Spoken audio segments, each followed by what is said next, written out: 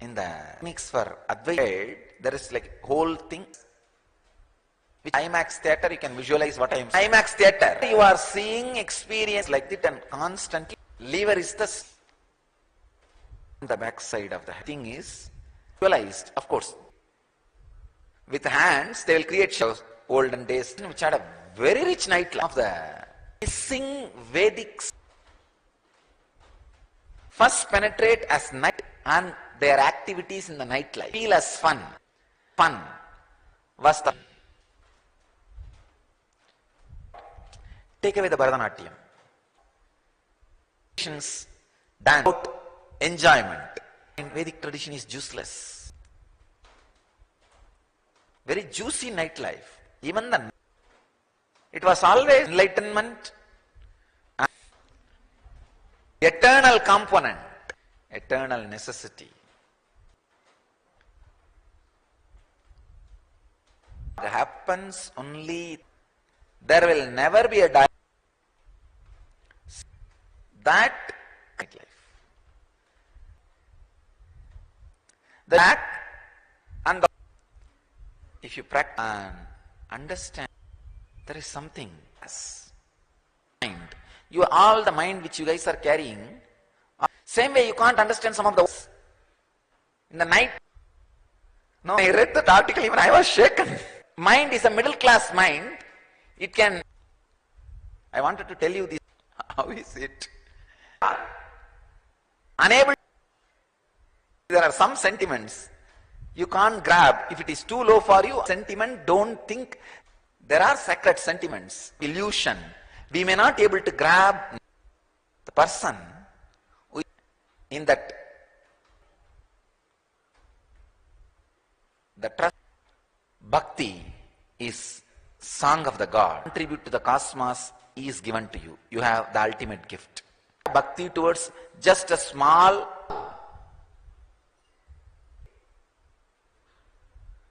God or Guru, anything is okay. Or just symbol of Guru, anything is okay.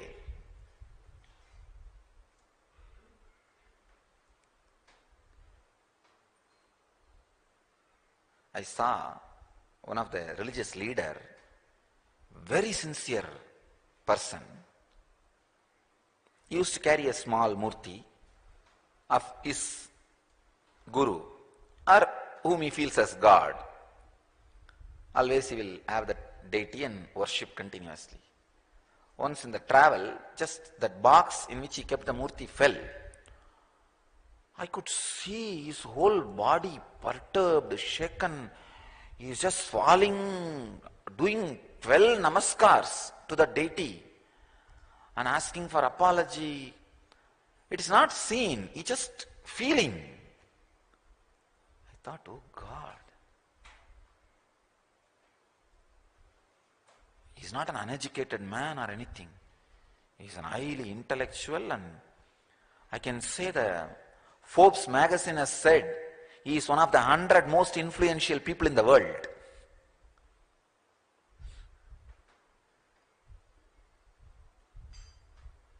I am talking about Pramukh Swami Maharaj, head of the Swaminarayan Sampradaya.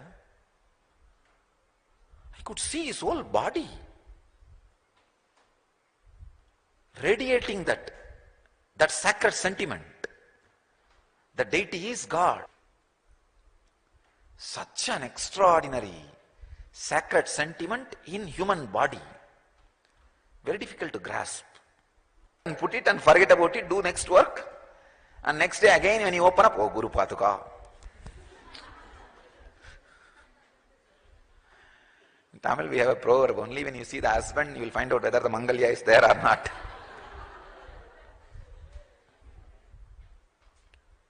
So understand, with anything, if you feel beyond the screen, there is a reality, an ability to relax into it, you have bhakti. And the ultimate song God can sing is singing in your life.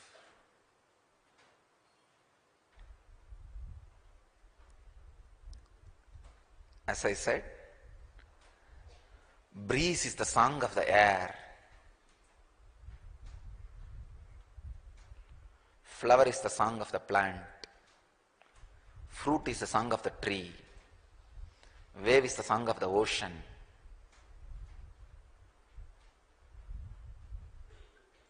Light is the song of sun. Life is song of the consciousness. Creativity is song of the man.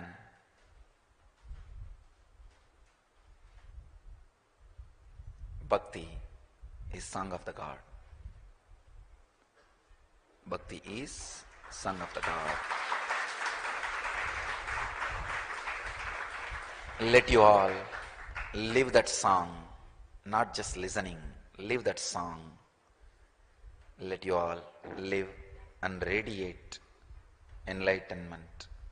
Let you all achieve, experience, live, express and radiate the eternal bliss. Nithyananda.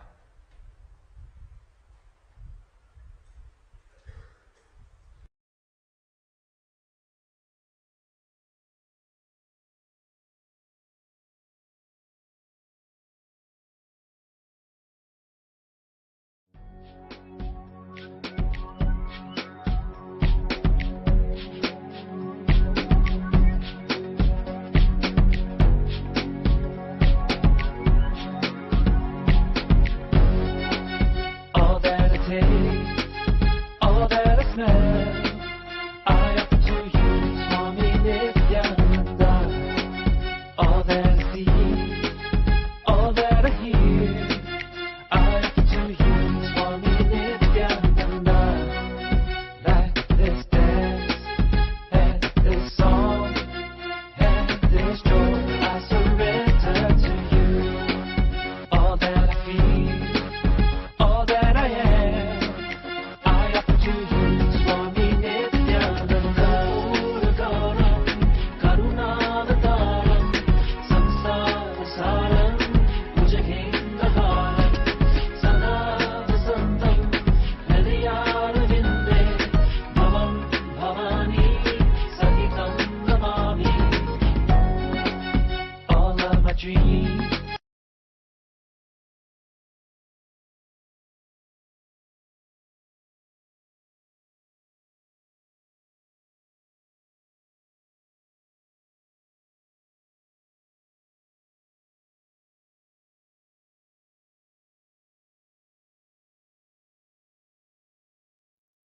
Sadashiva Samarambha Shankaracharya Madhyama Asmadacharya Paryantam Vande Guru Parampara.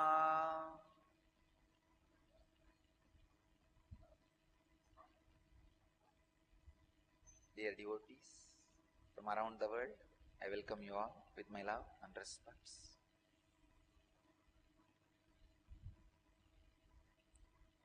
Today's subject for satsang is Prema Bhakti, the ultimate path. As you are all aware, I am talking on different dimensions of Bhakti for last 1 week, and we have Bhakti Spurana.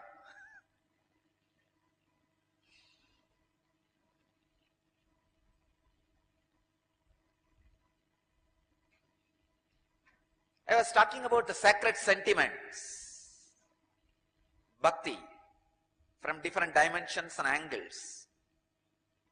Today I will talk one of the important dimension of Bhakti, sacred sentiment, Prema Bhakti.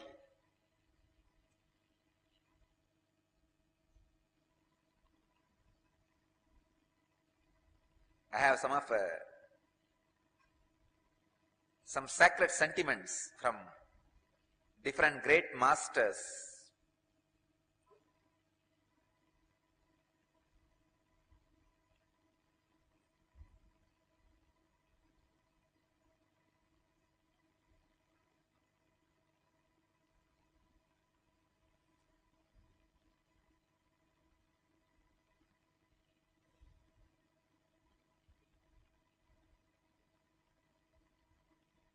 something from Akkamma Devi from Karnataka,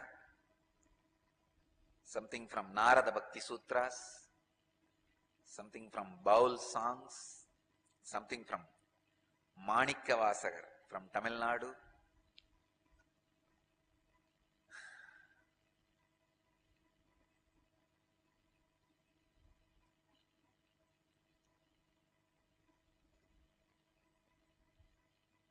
all disciples of Ramana Maharshi again and again present. Please talk about the Aksharamana Mala you wrote. He wrote a beautiful song, the marital garland of letters, Aksharamana Mala on Shiva, on Prema Bhakti, on Madhura Bhava. Again and again, people are pestering him. Please give meaning for it. You explain. He said, there are something, if it is spoken, it is degraded. That's all. The very word will make it dirty. Either you should just understand and keep quiet about it, or just deny the very existence of it. But if you start speaking verbally, the whole joy will be lost. The whole thing will become dirty. It will be reduced to words which can be given any meaning. So again and again and again, Ramana Maharshi avoids talking about his great ecstatic love with Shiva. Then one disciple asks him, if it is so sacred, if it is so secret, why did you sing it out? Why did you share it with us? Then Bhagavan says, I did not sing it for public. I sang for Shiva. Only few people were around me were there when I sang, but those few people I felt they are my very extension. They are not different. Just because those few were very my extension, only they were around me, I sang to Arunachala. Same way, when Manikya Vasagar was asked to give meaning for Tiruvasagam,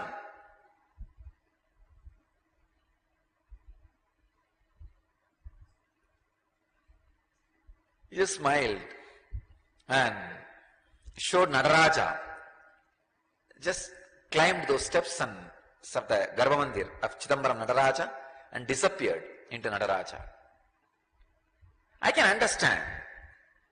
Surely you can't reduce it by verbalizing. It's too much, too sacred. Even I cannot verbalize exactly what is the great ecstatic Prema Bhakti. Maybe I can inspire you all by talking few things about and sharing one or two techniques and definitions, that's all. So I wanted to make it very clear.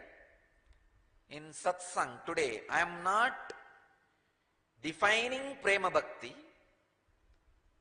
I am not talking about Prema Bhakti. I am only giving some techniques for you. Chennamalligarjunan Nilavanaru Ariyavarudu.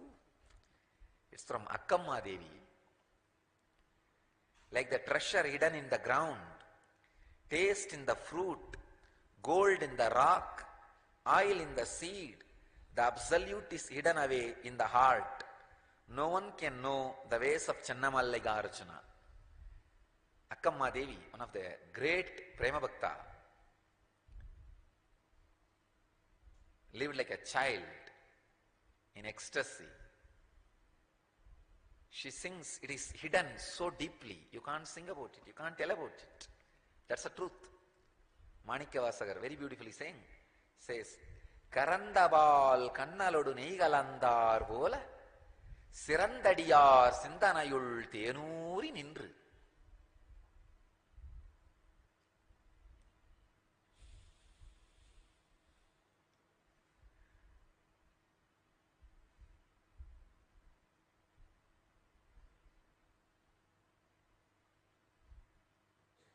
கரந்தவால் கண்ணலொடு நீகலந்தார் போல சிறந்தடியார் சிந்தனையுள் தேனூரி நின்று.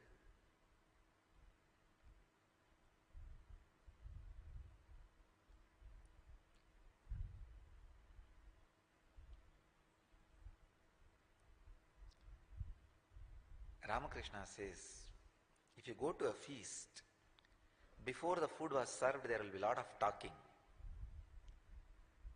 When the food is served, the noise will come down. You will hear only the noise of asking, hey, one more vada, one more laddu, a little more rice. Only those few words will be heard.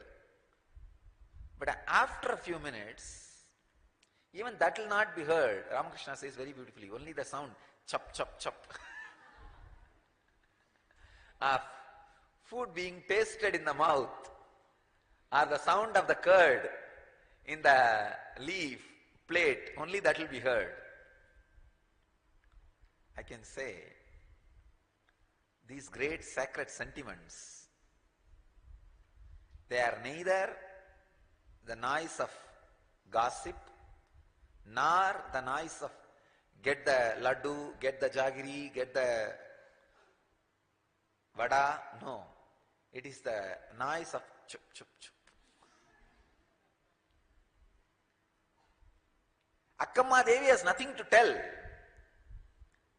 but she has something to sing. It is too much. See, if you are too much in stress, you may not want to tell anything to anybody to show that you are weak or stressed, but your face will show, you will do something like that sometime. Oh God. Your face will show it. Same way, Akkamma Devi doesn't want to tell anything. She can't. It's too much. But same way she can't keep quiet. It is too much inside. She is just singing. She has nothing to tell, but lot to sing. That is why she is singing. Nelatamareya nitanadante, palatamareya ruchiyante, tilatamareya tailatante, maratamareya tejitante, bhavatamareya brahmanakishta, Channamallikarjunanu nilavanaru ariyavarudu. Like the treasure hidden in the ground, taste in the fruit, gold in the rock, oil in the seed, the absolute is hidden away in the heart. No one can know the ways of Channamallikarjuna. She is not telling anything in this, no meaning. Final conclusion of this whole statement is, the ultimate is hidden in your heart. Nothing can be told. Tell that in 2 words. Why do you need a big poem?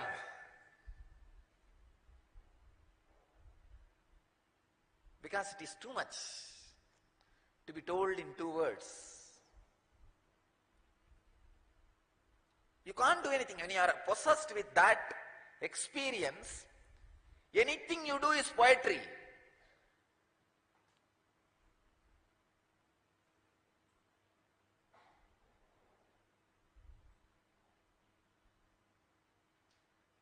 Andal, every day she will wear the garland which is made for Krishna, Vishnu. One day the father, of course, who brought her up, we don't know who is the physical father or the biological father. We only know somebody who brought her up. Periyalvar. So he caught her. Then all of you may be knowing the story that he made a new garland and took it to Vishnu, and Vishnu doesn't want to wear, and it fell again and again, and he asked, get me the garland worn by her. Then he realizes her glory, and Somebody asks her, what do you mean by wearing the garland for Krishna? She says very beautifully, no, I am wearing it for his pleasure. I am beautifying my body because he is going to see me. He is going to enjoy me. He is going to experience me. No more independent identity. Even the body is offered to him, Krishna. Krishna Prasada or Nivedya kept for Sri Krishna.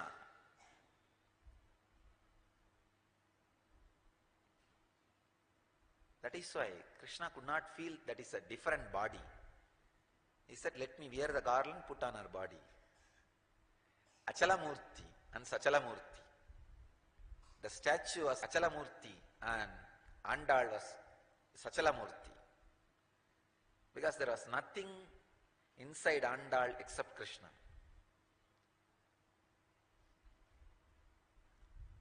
Dressing up because Krishna will see me. This belongs to him.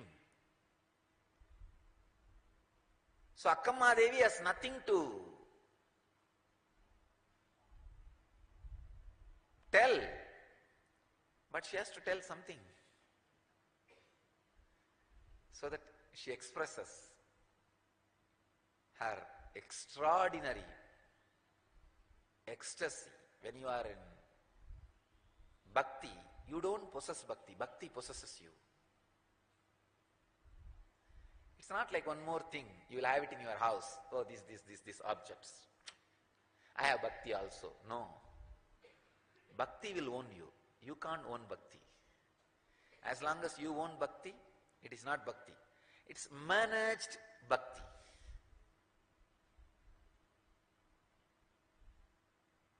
When bhakti owns you, is real bhakti, prema bhakti. கரந்தபால் கண்ணலொடு நெய்கலந்தார் போல சிறந்தடியார் சிந்தனையுள் தேனூரி நின்று பிறந்த பிறப்பருக்கும் எங்கள் பெருமான்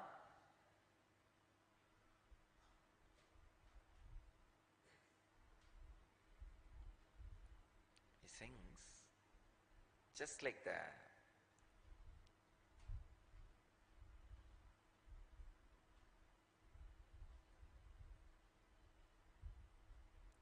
Milk, sugarcane juice and ghee, if all three are added, how sweet it will be. Same way you are sweet, constantly in the heart of the devotees. Just by remembrance, joy and ecstasy. Such light being.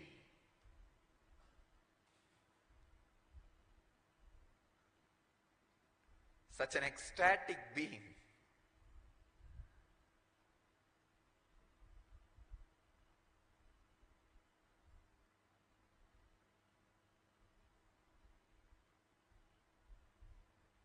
Sometime I go on, avoid the subject by smiling. Now that's what I am doing.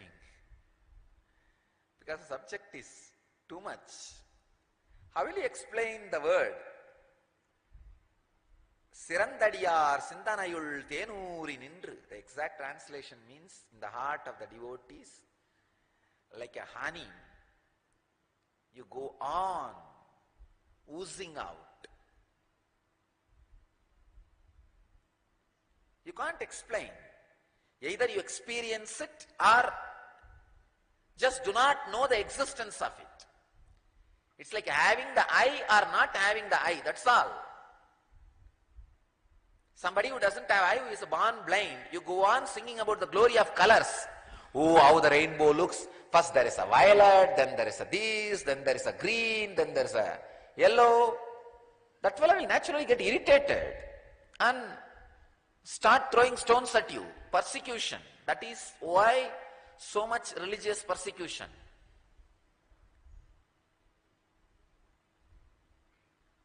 And these kings with so much of wealth, harem of women, and palace and everything, they are so deeply depressed and insecure.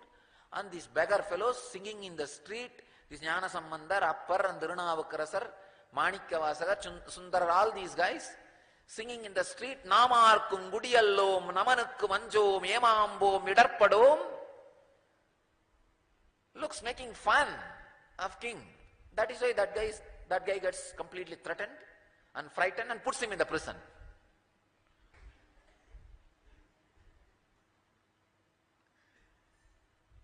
And in the prison also this guy is not depressed.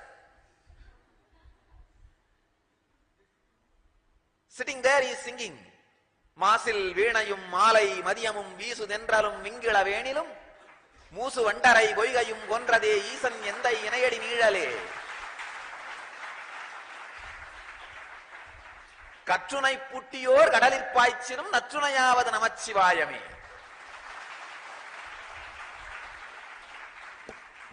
He is not keeping quiet.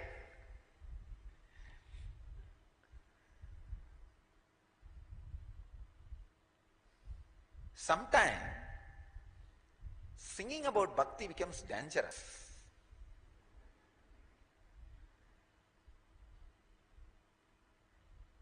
Because it is, actually I tell you, bhaktas are aliens. That is the truth. Bhaktas are aliens. They don't belong to this planet.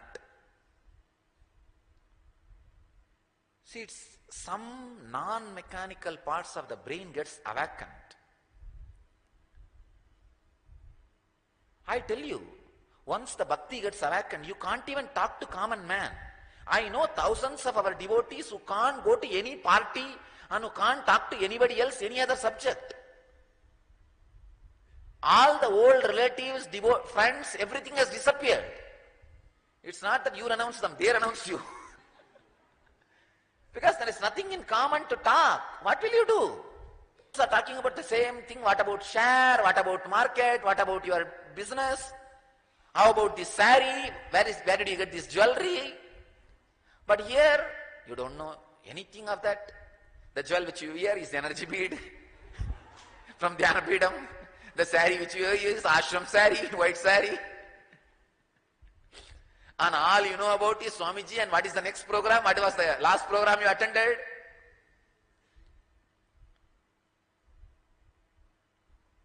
Difficult. Not for us, for others.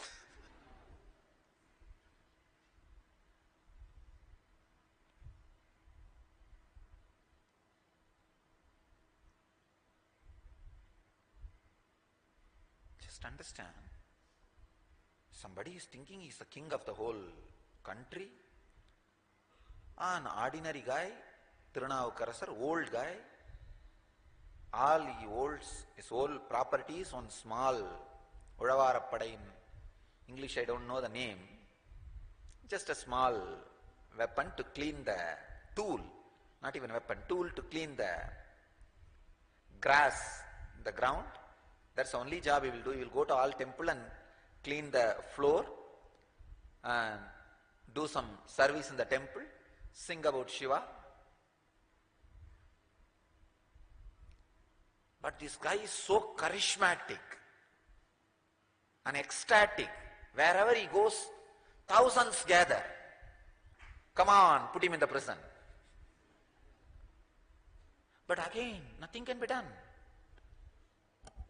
This guy is sitting there in ecstasy and joy.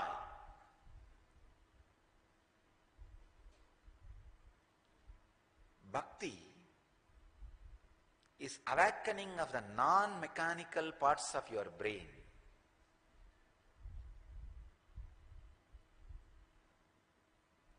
Till the end, neither I nor somebody can explain to you the meaning of Sirandadiyar Sindanayul Tenuri Nindru. No. I can give you the translation, but I can't give you the meaning. Translation says, in the heart of the devotees you ooze out like a honey. What do you understand?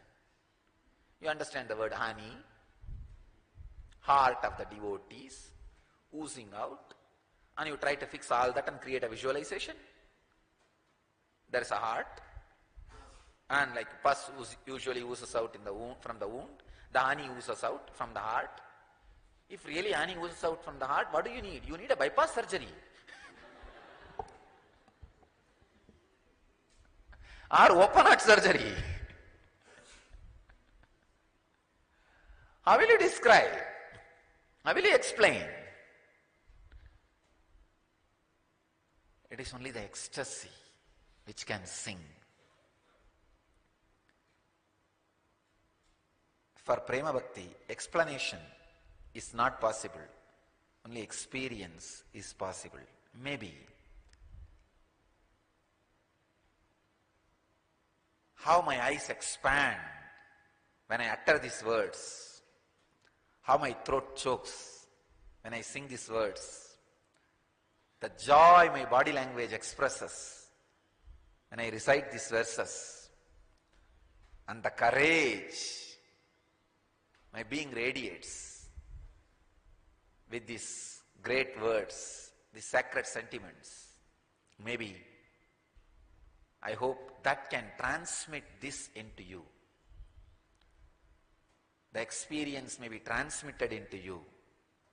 That is the only reason I do go on singing, talking every morning.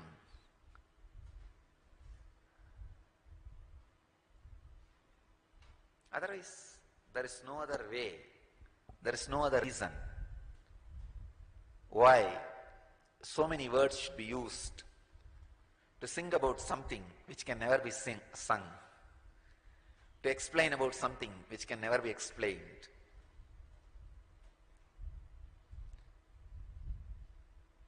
Maybe I'll try to define one or two things from the Narada Bhakti Sutras.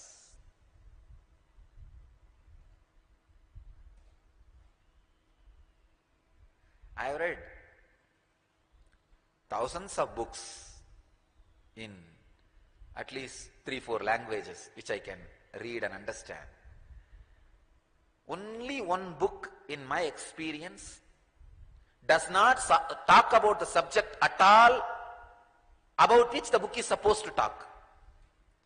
If it is Yoga Sutra, it talks completely about yoga.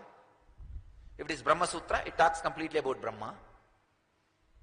There is one book does not talk about the subject which is supposed to be talking, which that book is supposed to be talking. That is Narada Bhakti Sutras. The title is Bhakti Sutras, but till the end Narada is not able to touch 1 inch of bhakti. He goes on beating around the bush, because the bush itself can't be beaten.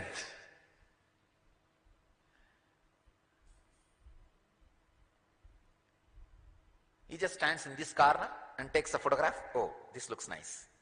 And jumps that corner and takes one more snap. Oh, this looks nice. But till the end, he is not able to create a portrait of the person. Understand? No one can create a portrait of bhakti. You may take different snaps from different corners and say that this is the most authentic snap, photograph. No. Here is a one snap from one corner from Narada's Bhakti Sutras. Naradastu tatarpata kilacharata tatvismarane paramavye paramavya kulateti. The essential characteristics of bhakti are the consecration of all activities by complete self-surrender to him, an extreme anguish if he were to be forgotten. Oh God.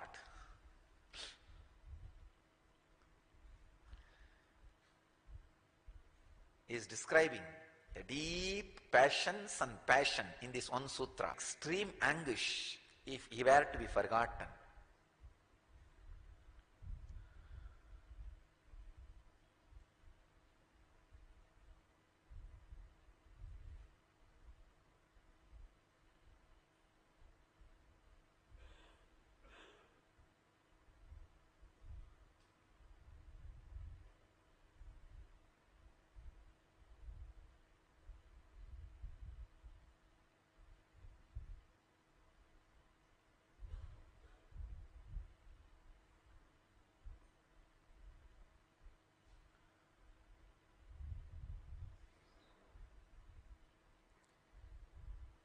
Complete passions, surrender, an intense passion, the seeking,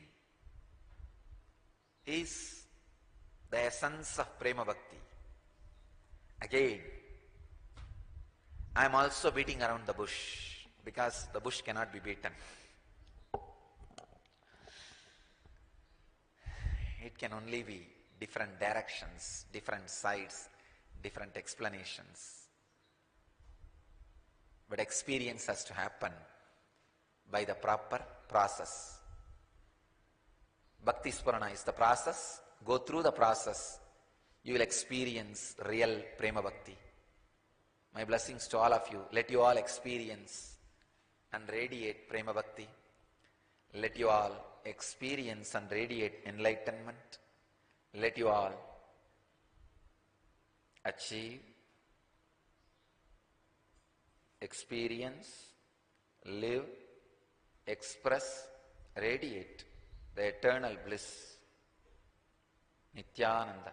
Thank you.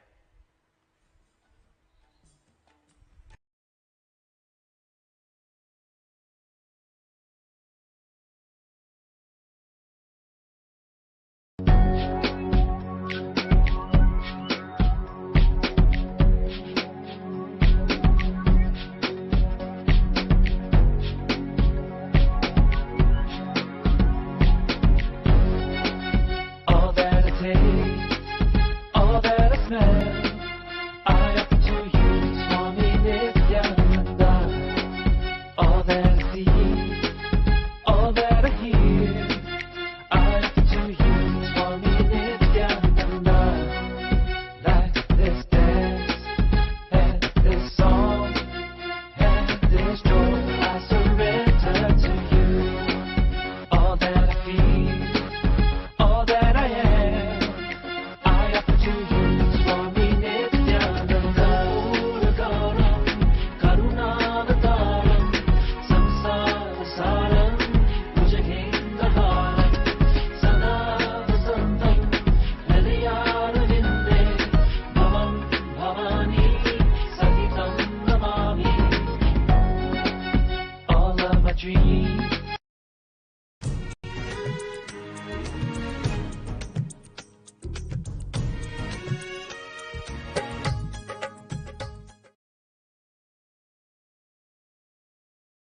नित्यानन्देश्वर समारम्भाम् नित्यानन्देश्वरि मध्यमाम् अस्मदाचार्यपर्यन्ताम् वन्दे गुरुपरम्पराम्. I'll continue to expand on the 18th verse of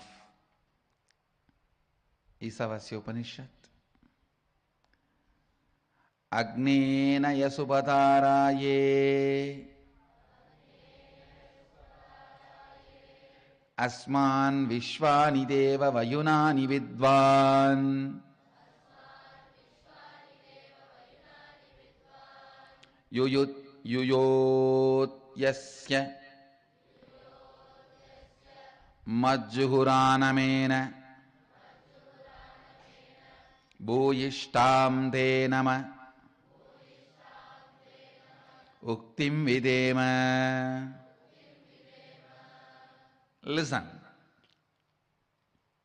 O Agni, the fire god, knower of all our actions and all that is worth knowing, you must take us along the righteous and auspicious path of completion, leading us to experience the supreme consciousness, the original space of complete completion. O God, consciousness, may you remove all our incompletions that are obstacles on our good path of completion, beyond coming and going, birth and death unto you.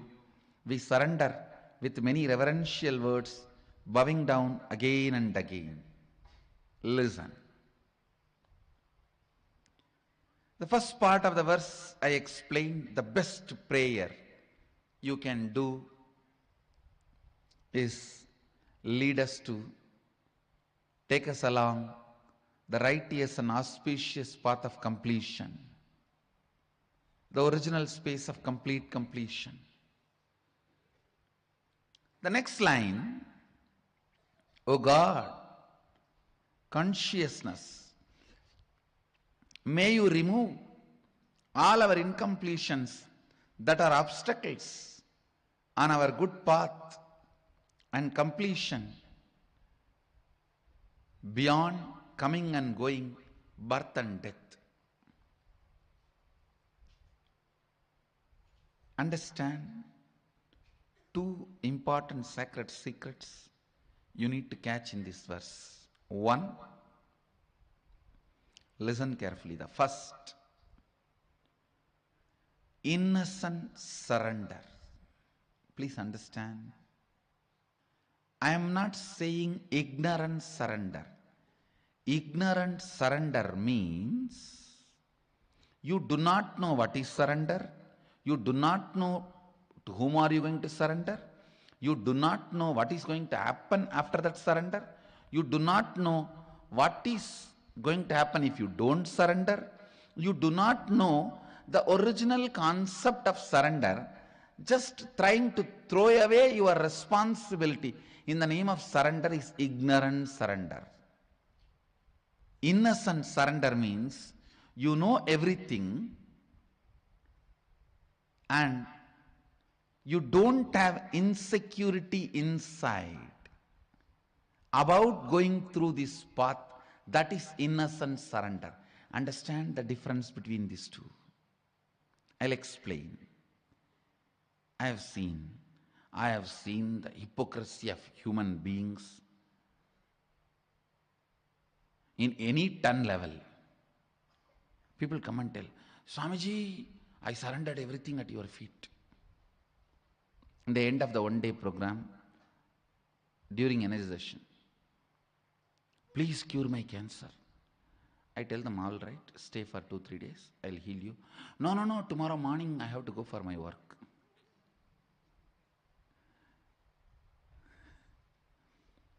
See the stupidity.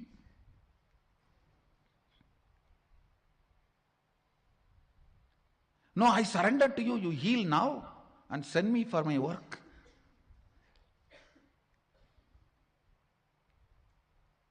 Extreme hypocrisy. Here, the person doesn't know what is surrender, doesn't care about what is surrender. He is using the word for some bargain.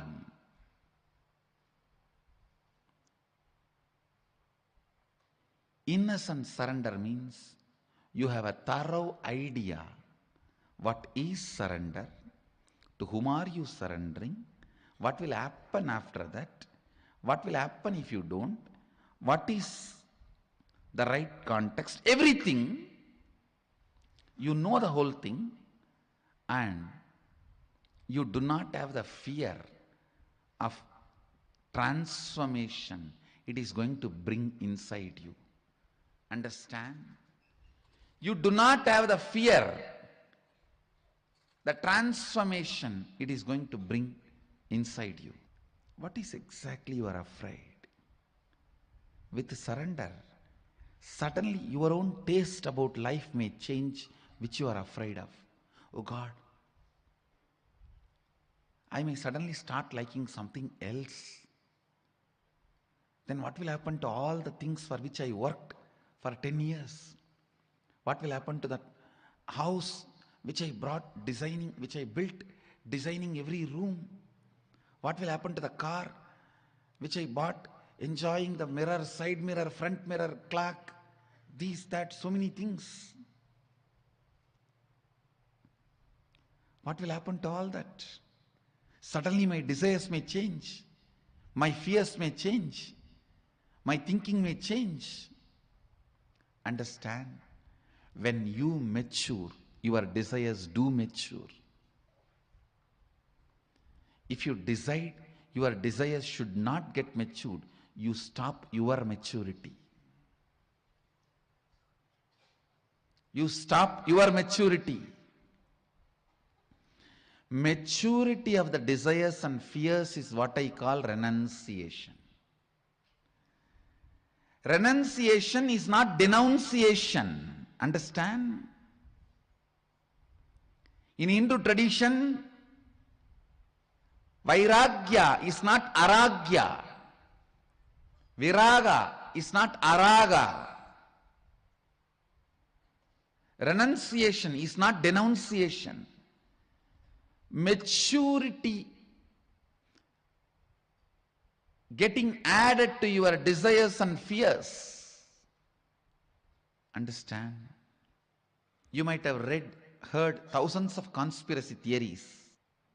I give you the worst conspiracy done against the humanity is creating a fear in people about the possibility of their desires getting matured. Understand? There is a worm sitting inside that small shell. And if you frighten that worm, hey, if you become butterfly, how will you eat?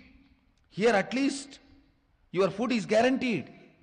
Inside the shell itself you have a food and nobody can attack you. If you become butterfly, how will you save yourself? What will you eat?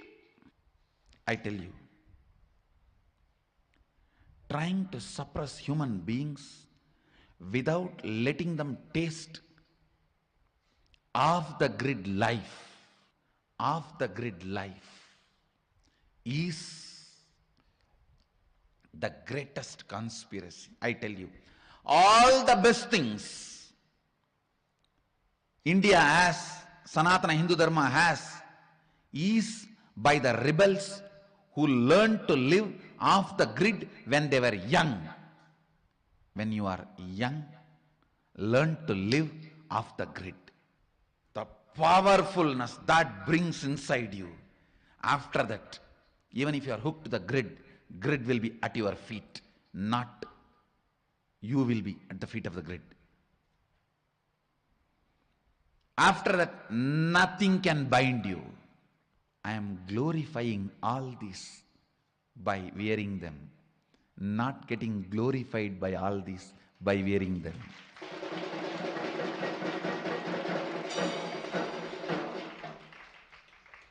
I am decorating the throne, not decorated by the throne.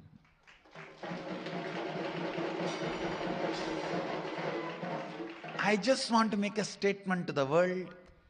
All these traditions of Hinduism need to be revived, relived, enjoyed, cherished, spread, enriched.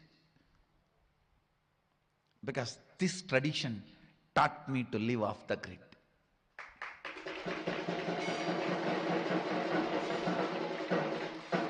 And no society is more compassionate in the world than the Bharat Indian society, which loves, respects, reveres the people who decide to live off the grid. In any other country, if you decide to live off the grid, it is illegal. In this country, decide to live off the grid, the people will wash your feet and give you food. I am waiting for my Balasans to become 18.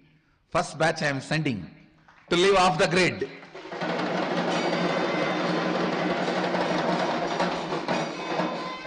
That is going to be the grand finale for my Balasans.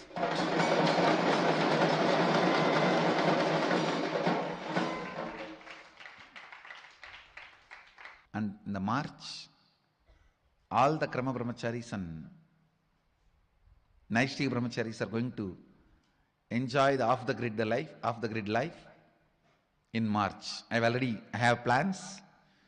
All the Krama and Naishtika and the Ashramites are going to enjoy off the grid life in March.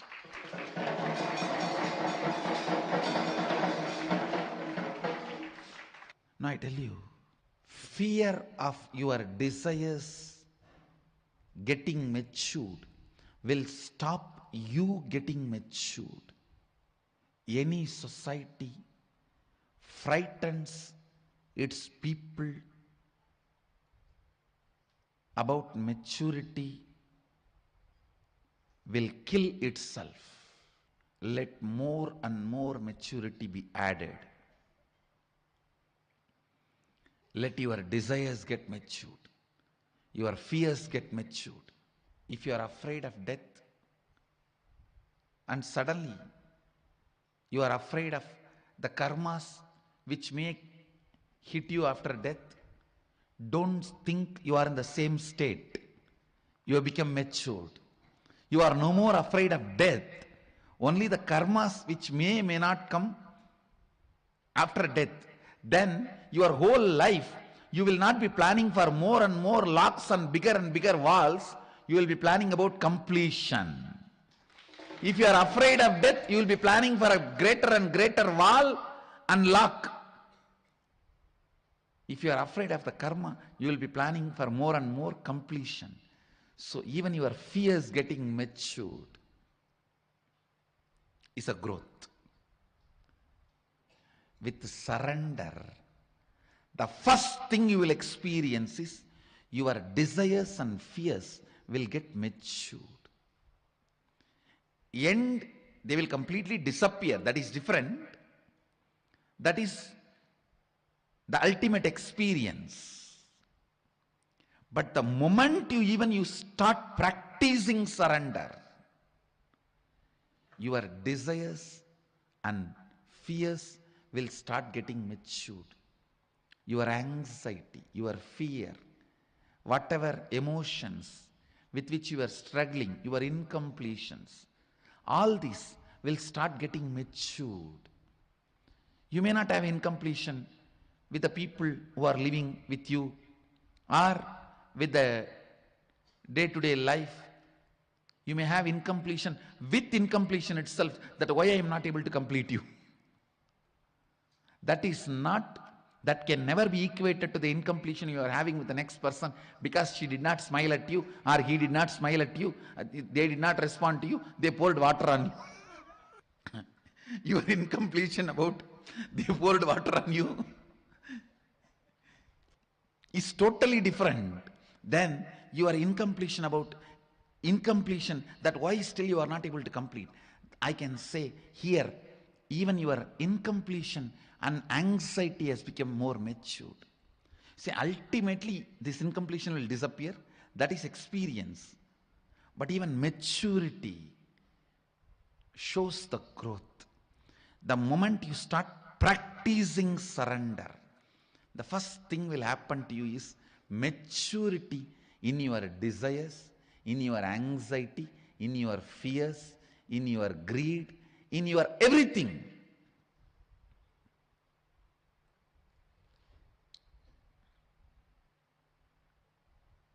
I tell you, live with the people who are matured. You will love the life. You will love the life. This whole prayer, you see, such matured prayer, matured surrender. If you are surrendering to somebody to save your life or to have 2 square meal, it is stupid surrender. You are becoming slave. If you are surrendering to somebody, asking for enlightenment, leading you to beyond coming and going, birth and death, that is matured surrender. Even in surrender, there is maturity. The context, understand? That is why I always insist. Some people use me only as an orphanage head.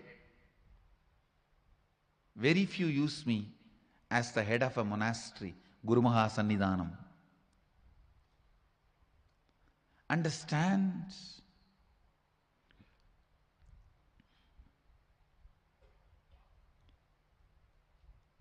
Your surrender, your fear, your anxiety,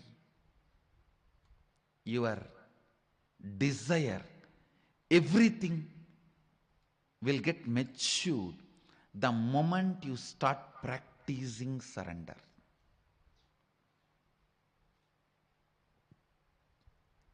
surrender smokes out all your hypocrisy. It just smokes out all your hypocrisy. You simply know what is hypocrisy. You simply know why you are hypocrite. First reason why you are hypocrite is the fear implanted in you by society about your desires getting matured. I have seen people telling, oh, I'm afraid to come to the ashram. I may just settle down there. Hey, you think then we are all fools? You are blessed if your desires can get matured and you can settle down here.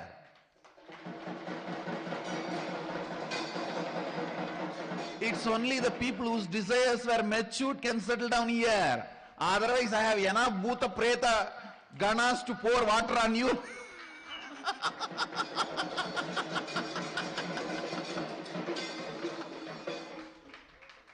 And kick you out. The moment you say, I'm afraid to go and attend inner awakening, I may stop drinking, it means what? Fear of your desires getting matured. It is exactly that warm feeling. Oh, if I become butterfly, where will I get my food? How will I protect myself? I heard many big worms will try to eat me. Hey, just become butterfly. All these problems won't even exist in you. Making your old problems redundant, not solving. Redundant is renunciation.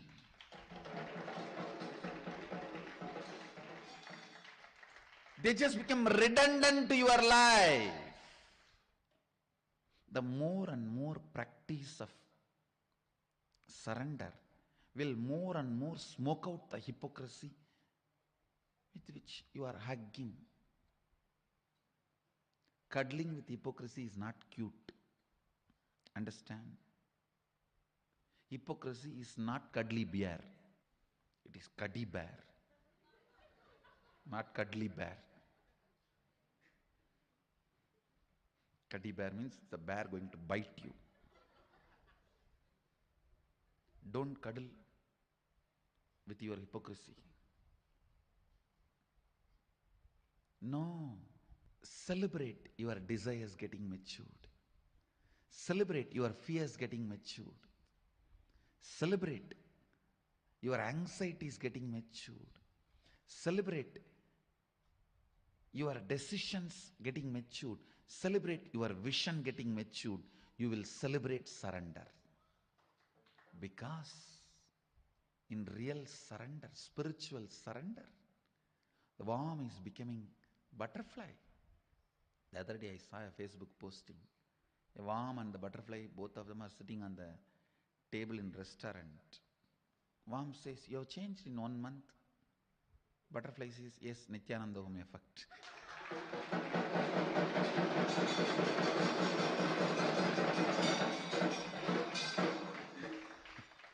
Yes, Nithyananda effect. And that photo was really a lot of meaning. The worm, in front of worm, there are food items. In front of the butterfly, nothing was there. The snake form of Kundalini in Mahadeva's form denotes surrender. Understand? Each item in Mahadeva's form represents one idea, one truth. Snake represents the Kundalini Shakti, which is surrendered to Mahadeva. Or I can say Mahadeva's own Kundalini Shakti, which is under his control. Innocent surrender means you know everything about surrender, but you don't have fear. Ignorant surrender means you don't know anything about surrender. You just use that word for bargaining something. Here you can see the innocent surrender. What a matured prayer. O God, consciousness, may you remove all our incompletions that are obstacles on our good path of completion, beyond coming and going, birth and death.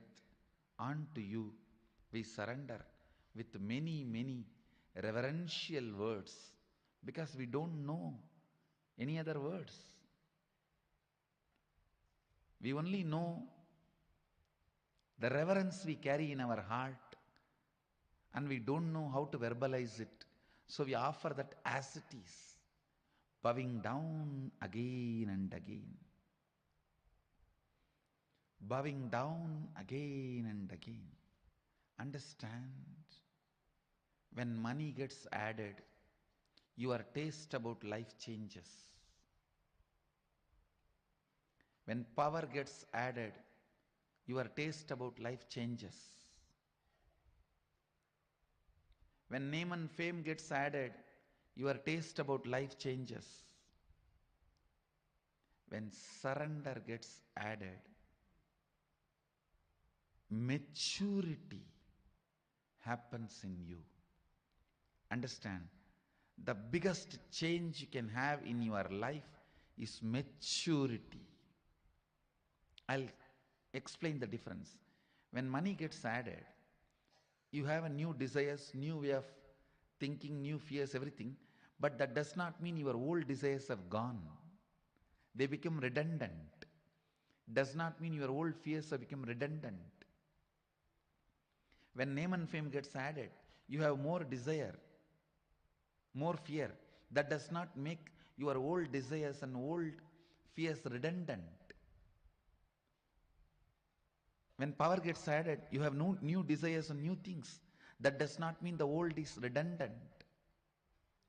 But when maturity gets added, constantly the old desires and old fears are becoming redundant. Whatever is today your desire and fear, tomorrow it will become redundant. And tomorrow, whatever is desire tomorrow and fears you have, that will become redundant day after tomorrow. Constantly, the old desires and fears becoming redundant is what I call maturity. That is what is renunciation. Renunciation is not denunciation. It is just making old redundant. They are no more part of you. They are no more part of you. Ability to make old desires and fears redundant is the ability to keep life alive. If you have that ability, you can make disease redundant in your body, boredom redundant in your mind, suffering redundant in your emotions, pain redundant in your relationships. At one point, you will become redundant due to enlightenment. Ultimately, you will become redundant. That is enlightenment.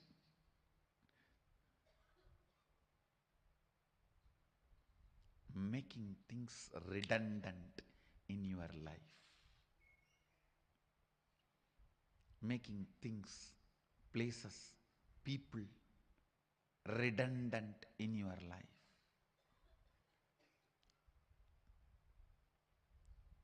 When you mature, the people who all the time talk about share, clothes, car, bank balance, your net worth, they become redundant to you. And I have seen these stupid NRI parties. All the time these donkeys talk about only this. The moment they gather, what is the share? What's the car you are driving? How many swimming pools you have in your house? How many bedrooms you have in your house? Do you have a tennis court? Make all these people redundant in your life. And when these women gather, oh God, NRI women, sari, jewelry, kitty party, make all these people redundant in your life. When your taste changes, they become redundant. When you get matured, they become redundant. The innocent surrender, where you know everything about it, you are not afraid of it. I tell you, the fear of maturity is the worst fear taught to humanity. This is the biggest conspiracy done against humanity. Attack on your body is chemical agriculture and pharmaceutical companies. Chemical agriculture and chemical medicines is the attack on your body. Overly sex and violence-based entertainment is the attack on your mind. Fear of the maturity is attack on humanity. Understand, I am neither revolutionary nor rebel. I am just evolutionary. Maybe I can coin a new word, revive evolutionary.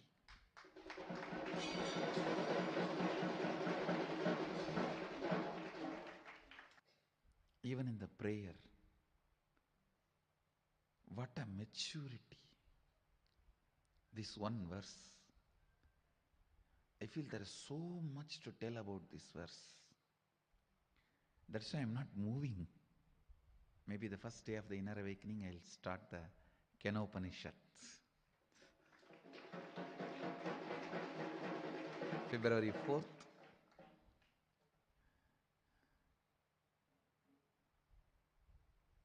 The next beautiful Upanishad, Kenopanishad. Agnenaya supadaraye asman vishwani deva vayunani vidvan yuyotyasmad juhuranamena bhuyishtam denama uktim videma. What a prayer. What a prayer. The moment I read this mantra, I can see the whole bioenergy becoming alive. If you want to pray, I think this should be your prayer. With the clarity, even while you pray, Sohamasmi.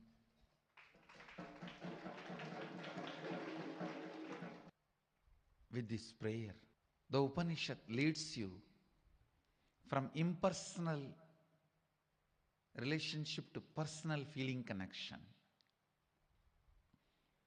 You can always just cheat yourself with just some good ideas, concepts, but never connecting to the source. This verse does not allow you to do.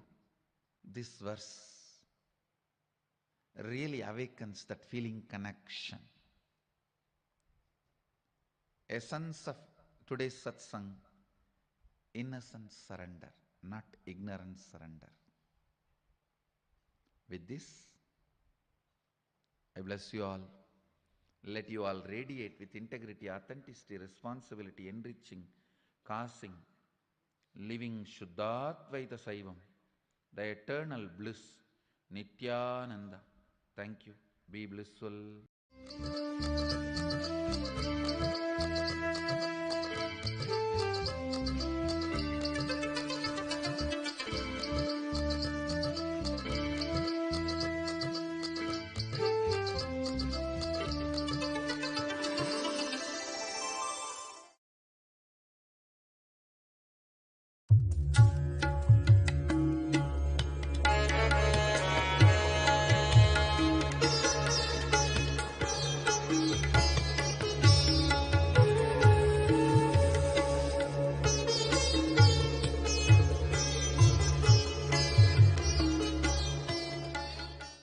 Nithyanandeshwarayo Nithyanandeshwara Nithyanandeshwari Madhyama Asmadacharya Paryanta Vande Guru Parampara.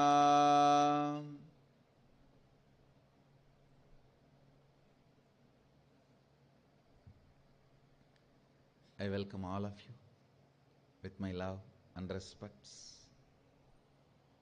I welcome everyone sitting with us with my love and respects. City is sitting with us, a long list, so I welcome all of you with my love and respects. I'll continue to expand on integrity. The first and foremost sacred secret I want you to know: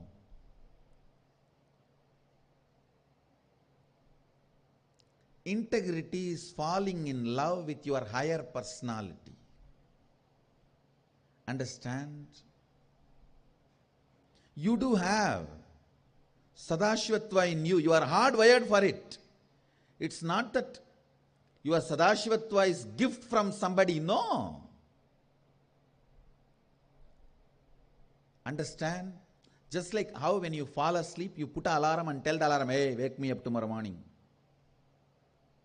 Same way, that's exactly the way I sent my gurus. I sent my gurus to the planet Earth ahead of me and said, hey, I'm coming. Wake me up when I assume the human body.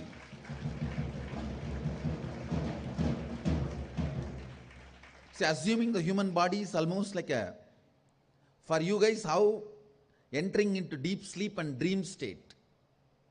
It's exactly the same way for me to enter into the Jagrat state and assume the human body. My alarm clocks were my gurus. Hey, wake me up. Understand? They just reminded me to fall in love with my higher personality, Sadashiva. Arunagiri Yogeshwara is nothing but all my fantasy, how I wanted a guru to be enjoyed. It personified and became reality is Arunagiri Yogeshwara.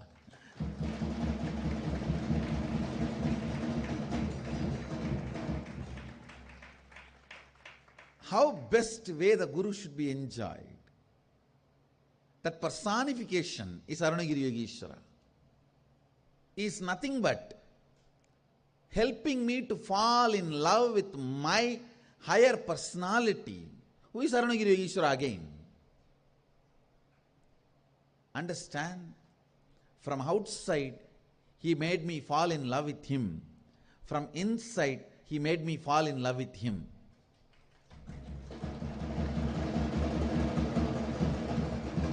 Actually, a chaste love. There are two types of love: exploiting, sucking love, and a chaste love. A chaste love, when it opens, first thing you will feel, I'll be integrated to him. What a being.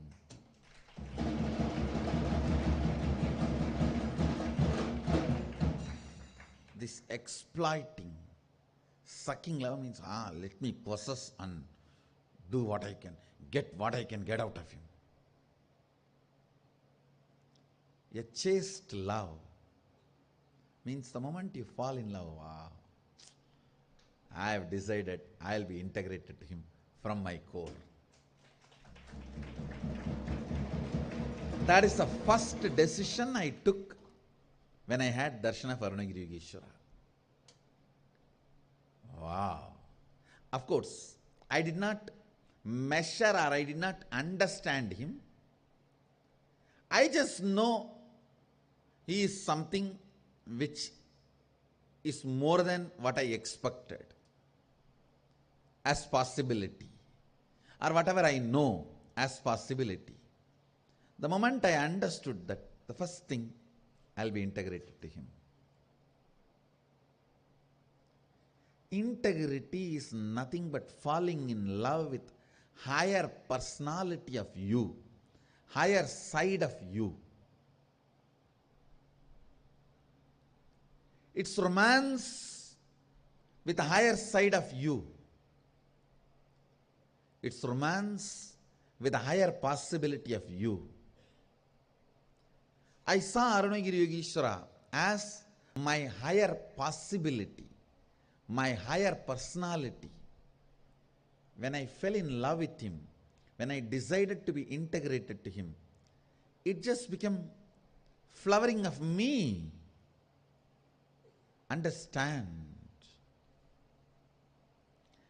In the ethics of Kailasa, see, the ethics of Kailasa is the laws of secret life. See, in the planet Earth, the laws of the public life prevails. In Devaloka or Asuraloka, laws of personal life, private life prevails. Understanding between you and Devendra, understanding between you and that Bahubali or Mahabali, whoever, head of the Asuraloka, that's all matters in those lokas. But in Kailasa, no law other than your integrity to love for Sadashiva. Nothing else matters. No law exists. Being in Bhuloka means you are part of somebody's public life. Being in Devaloka or Asuraloka means you are part of somebody's private life. Laws of private life applies. In Kailasa, only the laws of secret life applies. There is no law, there is no rule. Integrity to love. In that plane of ethics, the individual will is highly revered. The individual's decision to be integrated or not integrated is highly revered. When Sati wanted to leave Kailasa,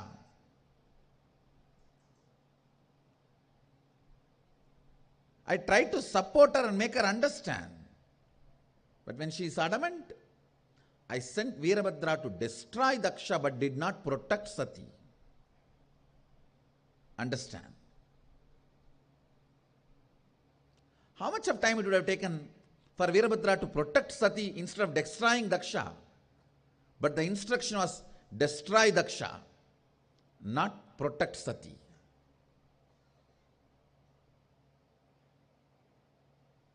Understand?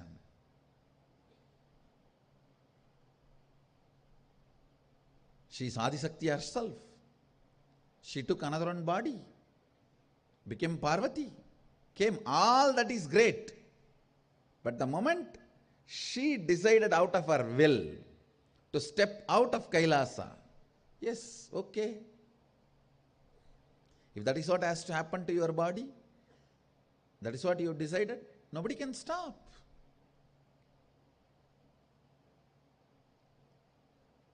Then Veerabhadra was sent to destroy Daksha, to teach lesson to Daksha, but not to protect Sati. Can Nandi miss? No.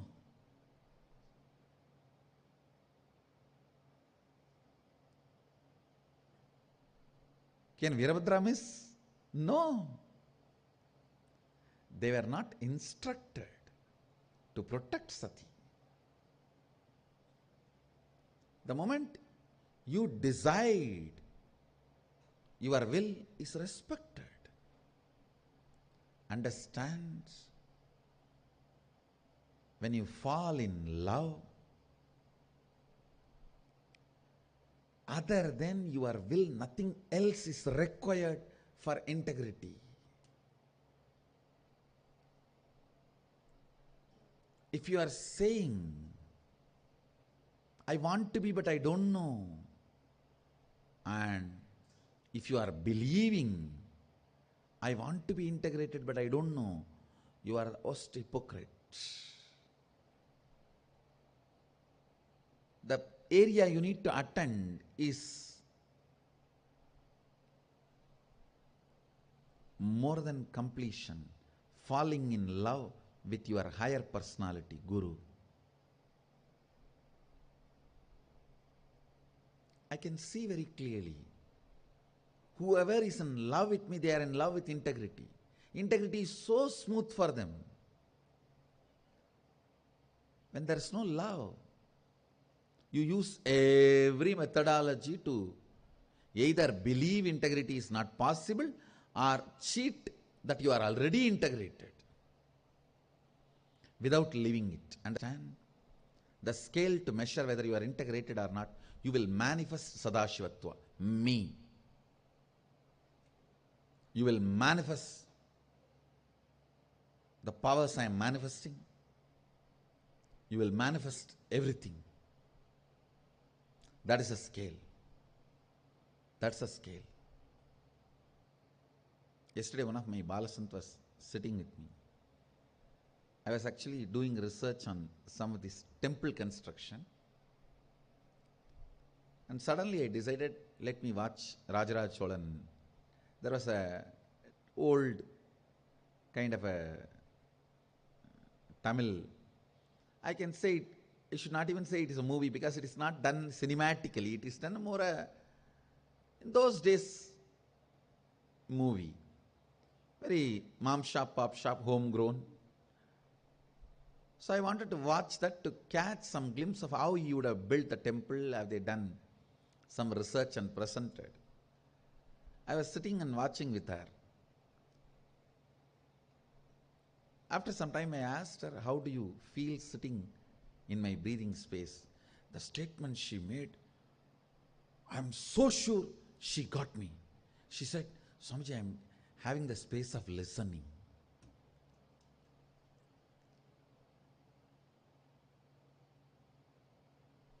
The space of listening. When you fall in love, that is what exactly you will feel. When you fall in love, that's exactly you will feel. I thought she's a kid, so maybe maximum she'll tell, I'm feeling joyful, I'm so happy, I'm watching this movie with you, Swamiji. But she's not kid. Or I should say, my kid.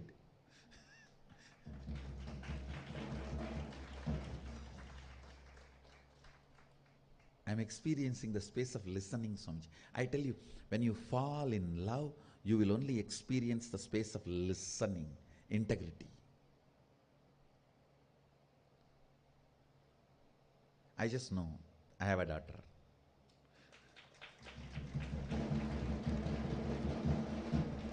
Because I have not fed that word into her.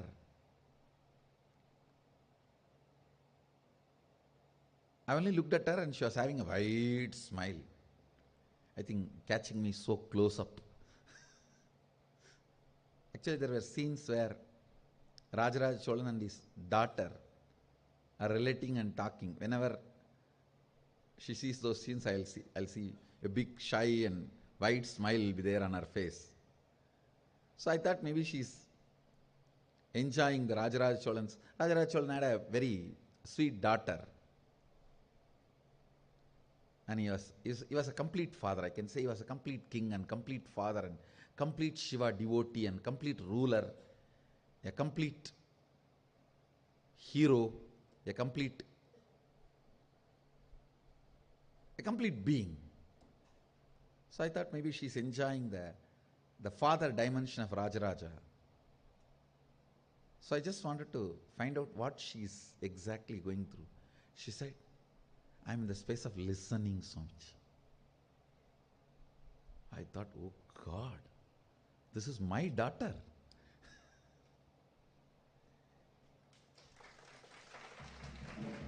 See, if she has said, I'm enjoying the way Rajaraj Cholan and his daughter are relating, or if she has said, I'm so happy I got chance to sit next to you, all that is just love. Understand? Love, becoming listening, or integrity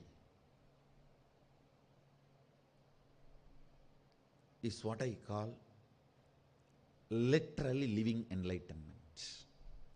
Because I have so much love, I can supply. If love is the raw material, I can supply enough raw material for you.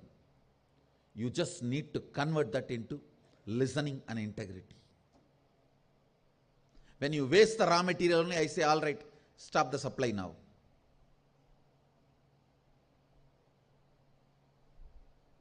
If you convert my love into listening and integrity, I'll give you unending supply because I'm ocean.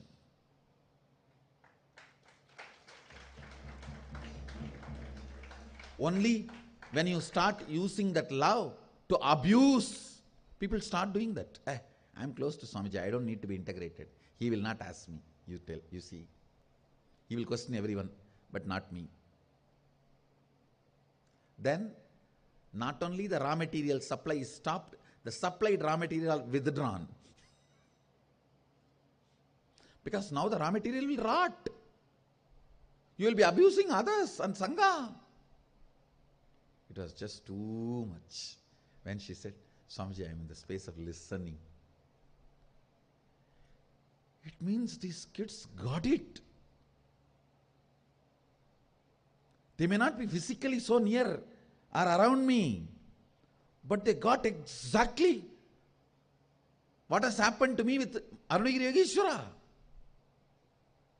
This is exactly what has happened between me and Arunagiri Yogeshwara, but with lot of psychological, physical, all types of nearness. Unfortunately, these kids can never have physically around me. They can only psychologically be around me. But they got it. They got exactly. Understand, there are some circuits, only if you went through, if you go through, you will know. By Google Map, you cannot tell which building is where in Varanasi. Use Google Map, Google Road, everything. But you cannot tell which building is where in Varanasi. Only if you walk in that gully, you will know the entrance and doors and door numbers and describe. There are some scenes, only if you physically walk in that gully, you can describe. So this word she told me, I am in the space of listening, Swamiji.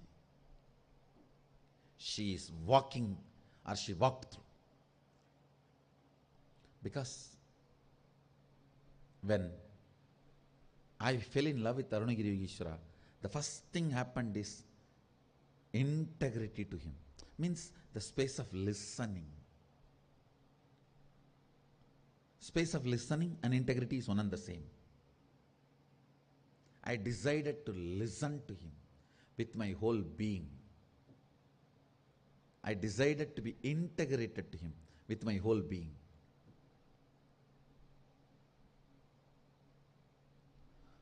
Falling in love can either make you decide to possess and squeeze and suck and exploit him,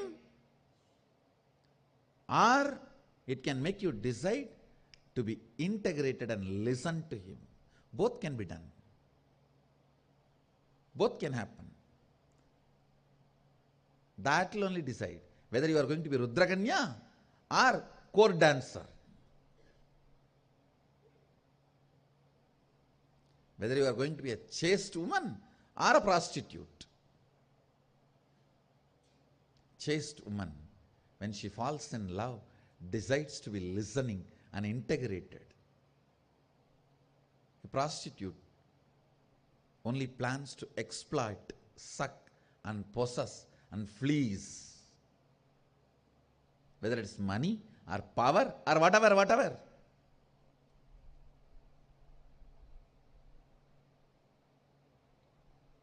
Same thing for man and woman both. It is not gender based, it's gender neutral. Gender neutral.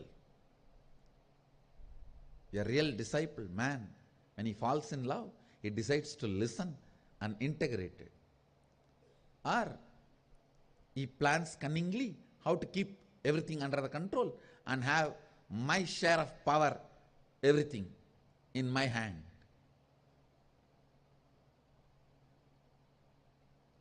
When I fell in love with Arunagiri Yogeshwara, I decided to listen and be integrated. How to prove I am in love with him?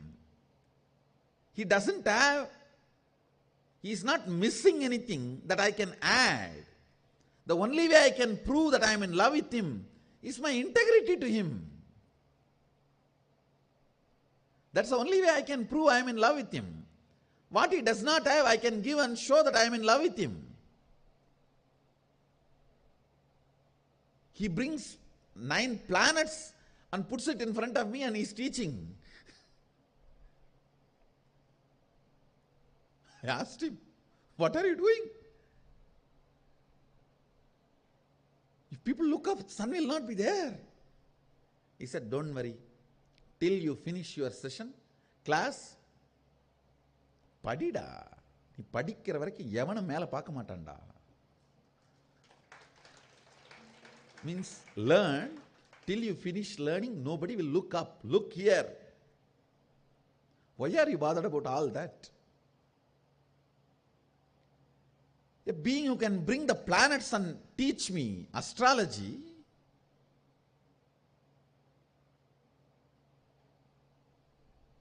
what can I give him? My integrity is the only gift, or my integrity is the only way I can say I love you. The only way I can tell him I'm in love with you is just being integrated to him. Few days before, I was watching a video clip of Nepal earthquake. Suddenly I saw from my Anandaganda the power manifesting which can make earthquake happen. I was looking, what is going on? Why should this power manifest now from this body? Then I was given an instruction.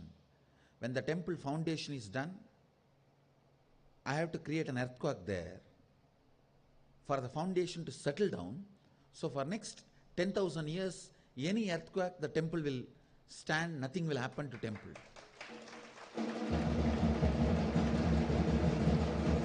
And mark my words, when the foundation is completed, there will be an earthquake just in the temple area, which will be recorded, even the Richter scale, and no building, nothing will be disturbed. There will not be any damage.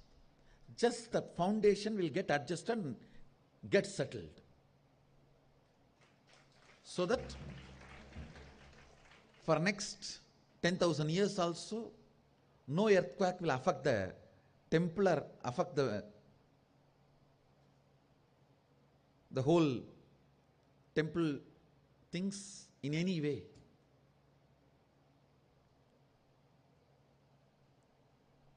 So I saw that whole software which Arunagiri Yogeshwara inserted at that time is working. It will be recorded in the Richter scale. You will see a precise, like a surgical strike earthquake, just in and just the temple area. Nothing will happen to banyan tree. Banyan tree will be there. Everything will be there safe. Just the temple area, that land will shake and settle down. So that any earthquake temple can handle, nothing will happen to temple forever.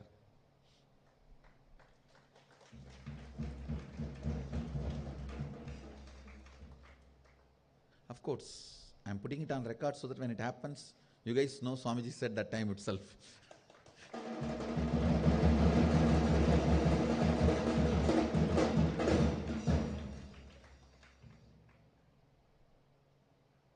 In last 10 years of my public life, at least like this, we have 1,000 video recorded miracles, which I already predicted and exactly happened. I think we should compile all that and present it to the world.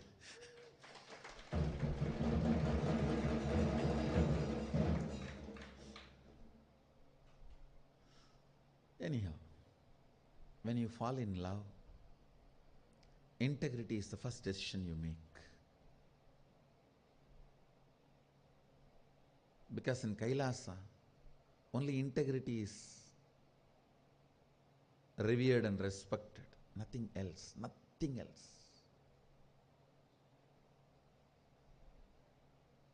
Today morning, me and construction team, we were going around for a walk, and Nagesh asked me to put a point for borewell. It was very funny. I went there, I asked them, where do you want? And they showed me where they want, and I was about to place in one place. They said, no, Swamiji, if you put it there, the vehicle coming there will be little difficult. We'll have to remove all these bushes. Then I said, come on, tell me where you want. Where you want. Where the vehicle will come easily, you tell me. And they showed me, this place is okay, Swamiji. Then I said, all right. Put the mark and said, drill the borewell, you will get water. Name it as Shakti Tirtha. Usually, when water diviner come and divine, you even demolish houses. You know how many houses get demolished for getting the borewell done? Here, one old broken fence and a small 2-3 bush we don't want to remove. You better move the point. I was laughing. And I moved it. Same way in the sacred arts. I put a point, Nairuti Tirtham, and I said, there's a huge water source here, go ahead. They went to 1,000 feet and they got water, but the drill bit got broken. I said, go at least 1,100 feet, 100 feet more. They said, no, Swamiji, the drill bit got broken. All right, don't worry. I came just maybe within 100 feet, I put another one point and said, drill here. That guy who drills borewell was,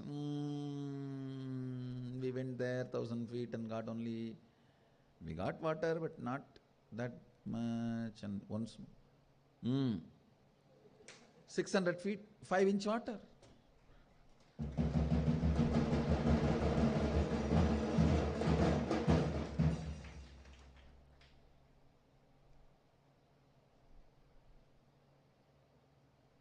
We dug 5 borewell, I think 5.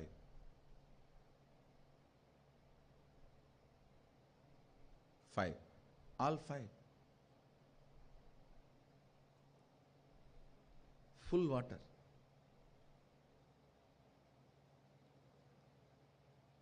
Pirikka Gangai, Virikka Veerabhattiran.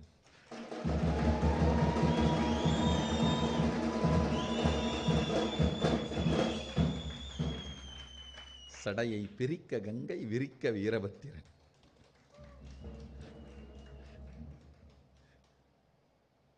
When you fall in love, the first thing should happen to you is deciding to be listening, integrated. If you hit the bottom, oh, how much I can sacrifice? You hit the rock bottom, water is not going to come in this borewell. Borewell failure. If you don't know, integrity is the only way I can tell him I am in love with him. Then you are Ganga. You are Ganga. You are Ganga. Ganga can change her very biomemory quality of flowing downward and break that and can go upward just to touch the feet of Vishwanatha in Kashi.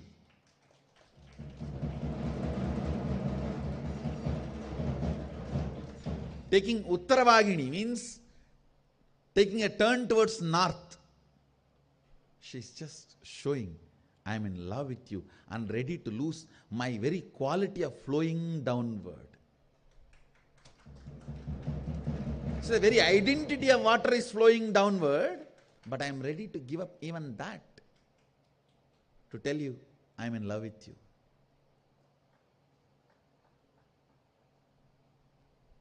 That is the integrity.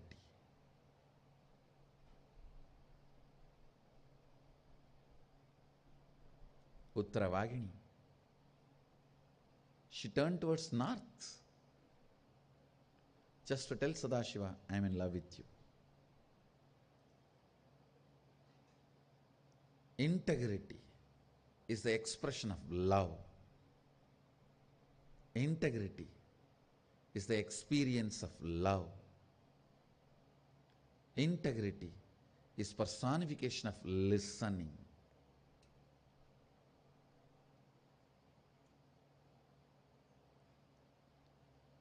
Now nobody need to train her. My kid. Nobody need to train her. Because, see, when the sugar cane is supplied to the factory and it is getting properly converted into sugar, how much ever raw material you supply, you are going to get the sugar. Now I know how much ever love I supply to her, it's all going to become a listening and integrity. And I have plenty, I am ocean. Now nobody else need to train her. My love is enough.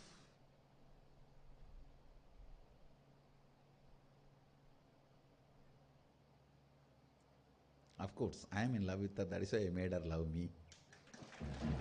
Understand, only when I am in love with you, I made you love me.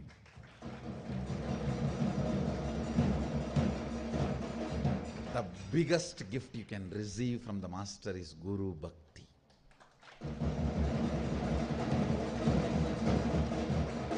Love towards the Master. Everything else can just follow you.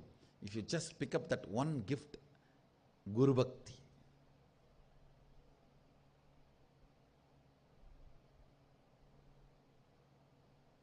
Ramakrishna will say to Kali, you take away anything from me, you punish me in any way, give any prayaschitta, just don't take away my love for you.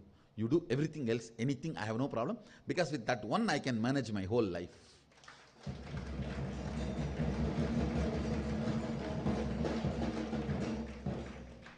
Just leave me my love for you. You take away anything else you want. You do whatever else you want. I am ready to go through. Because with that one thing I can manage everything. Nothing else matters. Never you will find a yogi like Yogananda, Paramahamsa Yogananda. Nor you will find a Vedanti like Totapuri.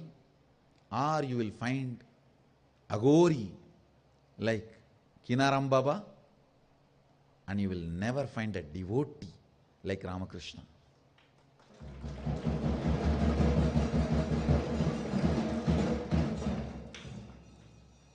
If Kinaram Baba is symbol of Agoris, Yogananda is symbol of yogis,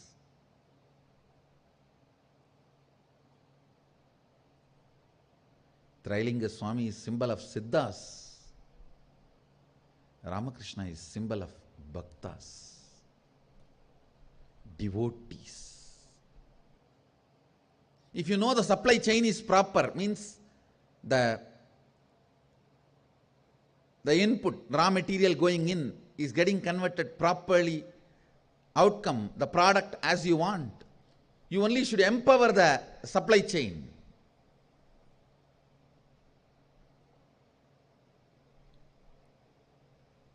Same way,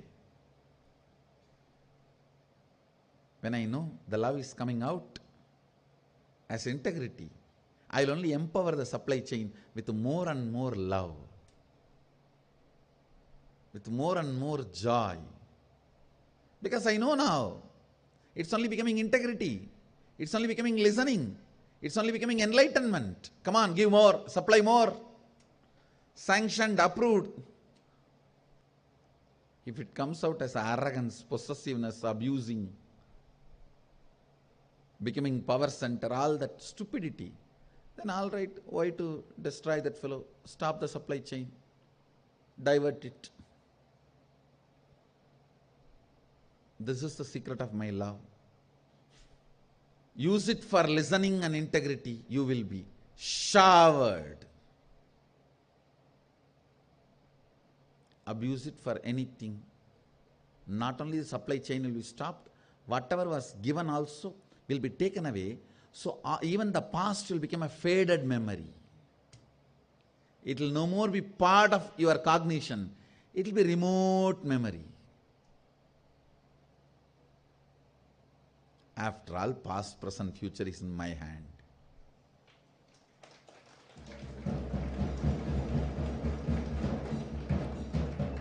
Not out of arrogance. I am neither arrogant nor humble. I am straight. Facebook status and subject for Vakyarth Sadas is converting Guru Bhakti to listening and integrity. Converting Guru Bhakti into listening and integrity. That's a statement for Vakyarth Sadas, subject for Vakyarth Sadas and Facebook status.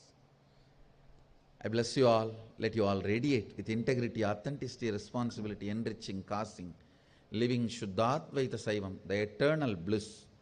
Nithyananda. Thank you. Be blissful.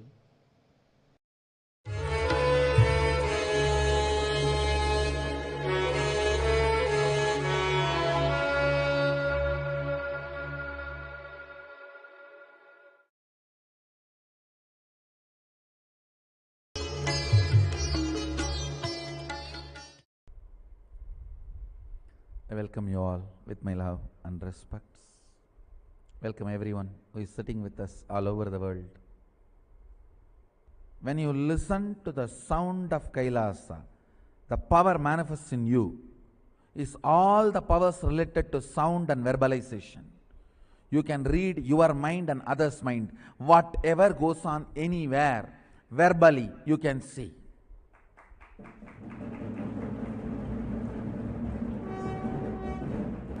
Not only in you, in anybody, anywhere. What goes on inside them, the verbalization, you can directly see.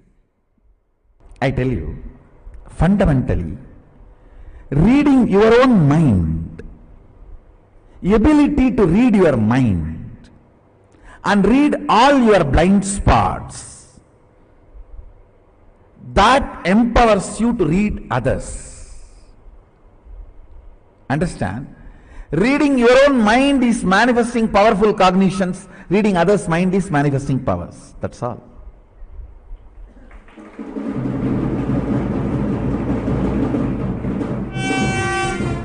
How many of you are successfully able to do? Raise your hand. Wow. What a percentage. Keep the hands up and just look around. All of you look around. And one more thing. When you read others' mind, it is not that you are exploiting, cheating or doing anything wrong. You will make, actually by reading their mind and informing them, you will make them understand many of the blind spots which they are not able to discover on their own. It is one of the very big spiritual support you are doing. A very big spiritual support you are rendering. See, many times, we are not ferocious with ourselves. We just try to be in the slumber of blind spots.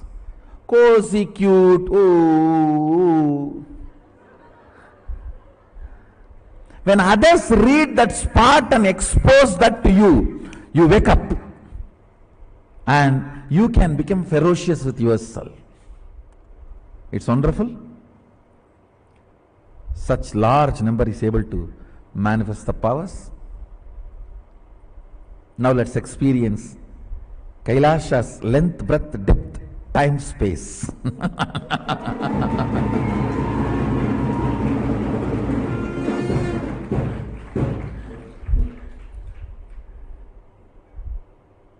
Understand? This can happen only by the tremendous surrender to Mahasadashiva. You can't enter into his home by any demand. No. No aushadha can work. No, he is not a serpent. You put some medicine and herb and he will listen to you. No. He is Naheshwara. He is not Naga. Understand? It is deep surrender and devotion and reverence, humbleness, requesting Mahadeva, please grace us. Please grace us. It is only with the tremendous humbleness and surrender, with the tremendous respect, reverence, devotion, understand? As long as you exist in relative reality, be devoted. It is oneness. Oneness is the only currency which works on all the 11 dimensions. Dvaita, only 4 dimension. Bhur, Bhuva, Suva, Tapa, that's all, not even Satyaloka. But now I am making a statement. As long as you are in relative existence, be devoted. Yes.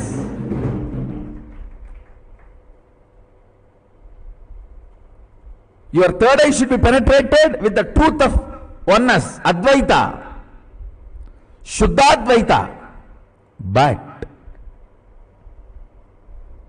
as long as you are in a relative existence means you are able to feel I and you, means first person and second person. As long as there is a first person and second person. See, when you decide to sit, manifest powers, oneness is the reality. Oneness is the truth with which you manifest powers. That's the ultimate truth. When you are operating in relative existence, be always devoted. Devoted even to your own oneness. Understand. Understand this word. Upanishad says, Soham asmi. Even when I pray, I am you.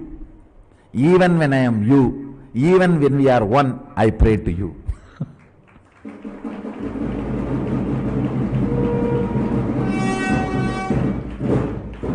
Upanishad has a beautiful word. Sohamasmi. Even when I am praying, I am you. So even when I am you, as long as there is a relative reality, I pray, I am devoted to you. I know you and me are one and the same. But as long as there is a relative existence, till I feel there is a skin for me and skin for you, I am devoted to you. People ask me, when thousands worship you, why do you bow down so much in front of the deities? And understand, this is the secret. When you sit in oneness, you should know very clearly, even when I pray, I am you. When you are operating relative existence, you should know, even when I am one with you, I am praying. I am devoted to you. In relative existence, always be devoted. In reality, always be one. Understand, duality is not ultimate. I am repeating again. Oneness is the ultimate truth. That does not mean in relative existence you will be arrogant. No. You will be humble. In relative existence you will be humble. That is why I say the Advaita I am teaching is Sutta Shivadvaita. In oneness, even when we pray, we are one with you. In relative existence, even when we are one with you, we are devoted to you. Be humble, be devoted even to your own oneness. Sometimes when I go to devotees' houses, I directly go to puja room and do the puja. Some of the devotees will keep my photo also. When I do the arti, I have to show to all. I cannot move the hand. I have to show all only. They ask, what is this, Swamiji? You are showing arti to your own photograph. What can I do? It is the symbol of my oneness. I am devoted to that.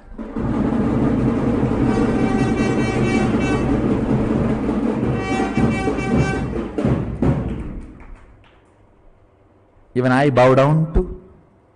See, you have both component. Your oneness, Shuddhadvaita, and your relative existence, to which you are going to be devoted, that is going to manifest in you more and more. That is going to be strengthened in you more and more.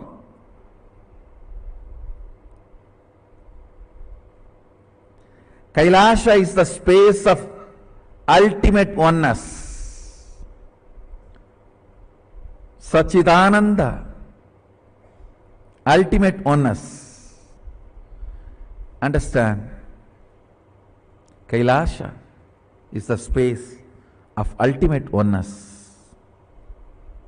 And if you hear only the Shabda, you can read your mind. If you hear only the Nada of Kailasa, you can read others' mind. Be blissful.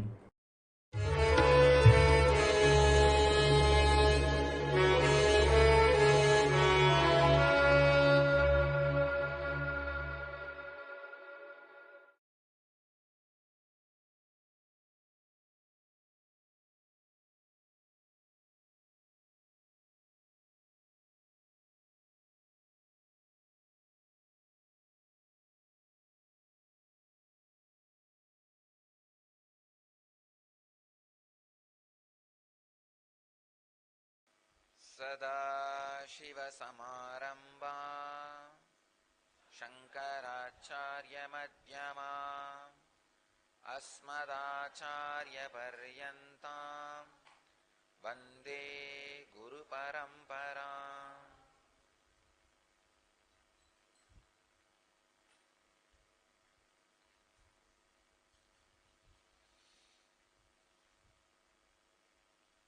I welcome you all with my love and respects.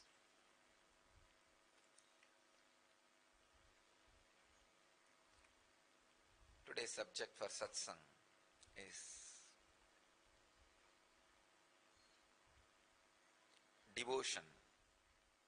Dance your way to divinity.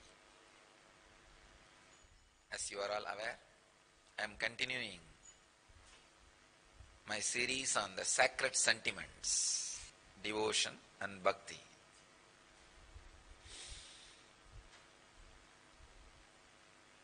Today is Kartika Deepa Brahmotsava Dvajarohana, the first day of the Kartika Deepam Brahmotsavam starts in Dhyanapeetham and in Arunachala.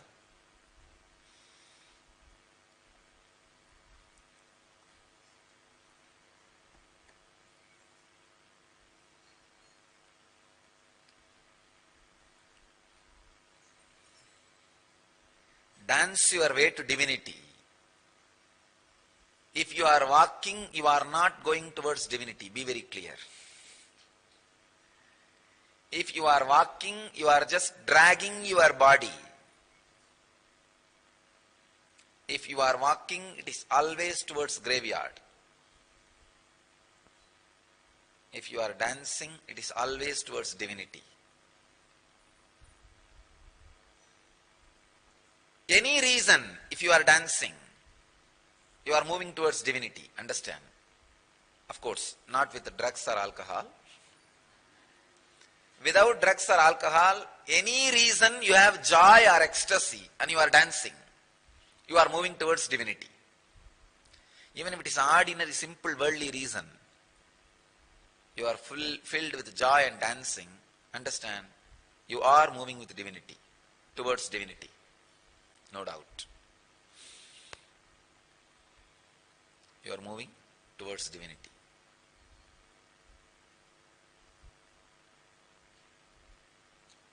Ramakrishna says very beautifully,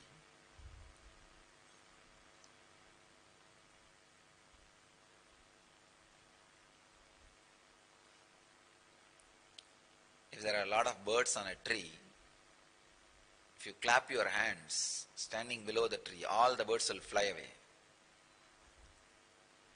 Same way, if you are clapping your hands and dancing, all the karmas in your heart will fly away. It's a very colloquial village example, but I tell you, it's truth. Not just Ramakrishna says, thousands, I don't know how many, hundreds or thousands, long ago, at least few centuries ago, when Jnana Sambandar sings, Adi Padi Annamalai Kaitoda Odipom Namadu Ulla Vinagale.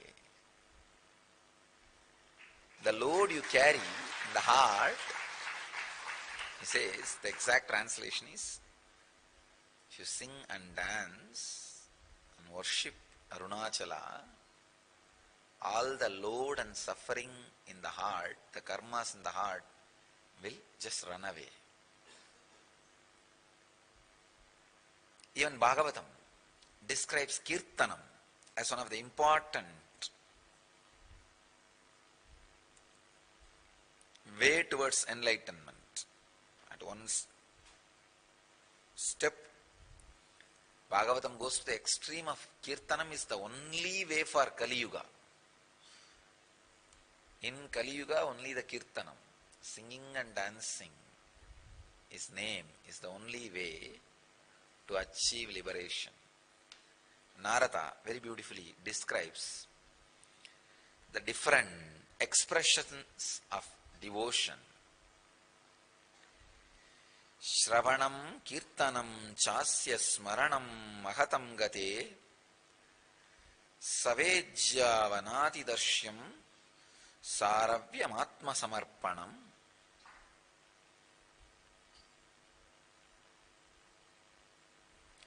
Hearing about him, singing his praise, remembering him always, attending on him, taking care of him, worshipping him, saluting him, practicing the attitude of servitude towards him, developing loving intimacy with him, and surrendering oneself to him. God. I think Narada is giving a complete, comprehensive description of devotion. I can say trying to. You can't touch devotion. Devotion is the subject, uncorrupted by any words. How many people try? Actually, there are hundreds of sutras written on yoga after Patanjali's Yoga Sutra. Hundreds of books on Vedanta after the Brahma Sutra Bhashya, after the Brahma Sutras. So many people go on write if any one book becomes a hit, super hit. It's like once the book Power of Now becomes super hit, then Practicing Power of Now, one edition comes out. Like that in the modern day, how a bestsellers, if they become a bestseller, then the same author comes up with a different books under the same title with the same theme. Chicken Soup for Soul. If that book, when that book has become super hit, now there are hundreds of volumes on Chicken Soup for the Soul, Chicken Soup for the grandmother's soul, Chicken Soup for the teenager's soul, Chicken Soup for mother-in-law's soul, Chicken Soup for daughter-in-law's soul, really.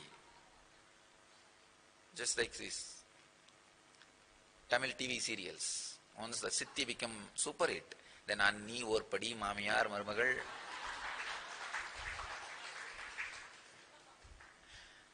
Same way, when a book becomes super hit, naturally hundreds of books will be written in the same theme and the title and the look and feel of the same trend. But you will be shocked. There is no book after Narada's Bhakti Sutra on Bhakti. Because everybody understood the failure of Narada. It's a great attempt, but never he is able to, not only he, nobody can catch Bhakti. Nobody can catch bhakti in words. It is just an ecstasy, breeze, comes and makes your whole life romantic and gives you a kind of a extraordinary overflowing, churning and experience. And if your nervous system is not strong enough to hold, it just settles down, that's all. But even if it settles down, it settles down as a tremendous wisdom and energy.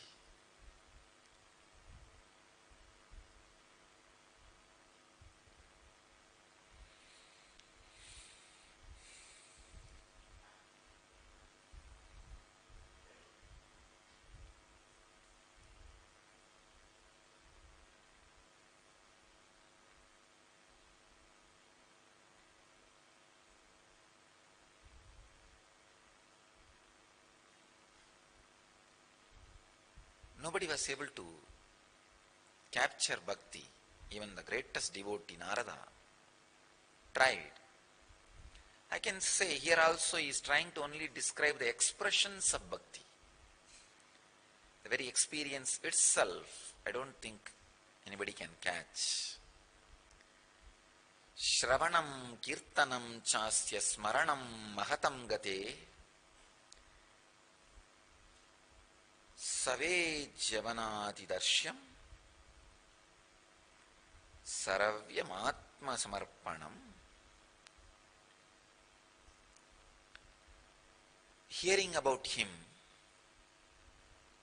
singing his praise, remembering him always, attending on him, worshipping him, saluting him, practicing the attitude of servitude towards him, developing loving intimacy with him, and surrendering oneself to him.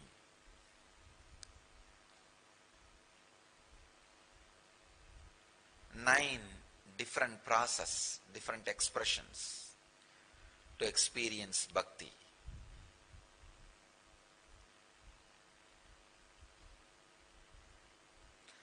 In these nine, Kirtanam is also one. Singing and dancing is also one. The second is Kirtanam. First Sravanam, remembering. Then second, singing is praise. Singing and dancing together is called Kirtanam. In these nine, other than Kirtanam, all 8, what I said, attending on him, worshipping him, saluting him, all the other 8 is like a breeze, comes, gives you the extraordinary romance experience, and it will settle down.